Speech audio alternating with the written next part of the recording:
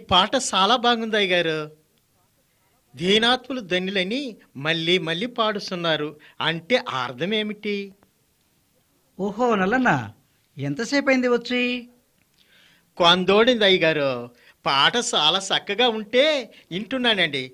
చెప్పండి అయ్యగారు, దీనాత్ములు ధన్యులంటే ఏమిటండి? దీనులు అంటే తగ్గించుకునేవారు.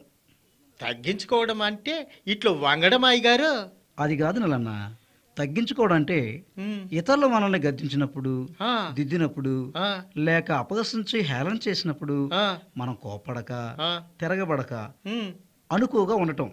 ఆ, ఇంకా నీకు అర్థమయ్యేలా చెప్పాలంటే, ఆ, మన భారతదేశానికి మొట్టమొదటిగా మిషనరీగా వచ్చిన విలియం కేరీ అనే భక్తుడు ఆ, ఒకప్పుడు చెప్పులు కుట్టుకునేవాడు. ఆ, అయినప్పటికీ ఉమ్, భారతదేశం నశించున్న ఆత్మలను యేసుక్రీస్తు ప్రేమ గురించి చెప్పాలని ఎంతో ప్రయాసపడి వచ్చి ఆ, మన దేశ భాషను నేర్చుకుని ఆ, కష్టపడి పనిచేయచ్చు ఉమ్, ఆదివారంలో ఆలయంలో ప్రసంగించిన వాడు. ఆ, ఒకరోజు ఒక ఆలయంలో ప్రసంగించటకు వెళ్ళగా ఉమ్, అతడు సంఘ పెద్దలు, ఉమ్, ఇప్పుడు చెప్పులు కుట్టుకునే విలియం కేరీ గారు వాక్యం చెప్పెదరు అని హేళనగా అనెను. ఆ, అందుకు విలియం కేరీ గారు ఏమాత్రం కోపడక ఆ, బహుదీనతో, అయ్యా, నేను చెప్పులు కుట్టి అమ్మగలిగిన గొప్పవాడను కాను, ఏదో రోడ్డు ప్రక్కన కూర్చొని తెగిపోయిన చెప్పులు కుట్టి బాగు చేసేవాడిని మాత్రమే ఆ, అని బహుదీనతో చెప్పాను. ఆ. అది దీనత్వం అంటే. అట్టాగండి. ఉన్న గొప్పలు చెప్పుకోక తగ్గించుకోవడమా? అర్థమైందండి.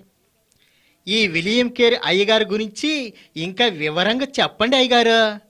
మన రేడియో పాస్టర్ ఎన్ జయపాల్ అయ్య గారు వివరంగా చెబుతారు. కూర్చొని ముందు ఈ పాట విను.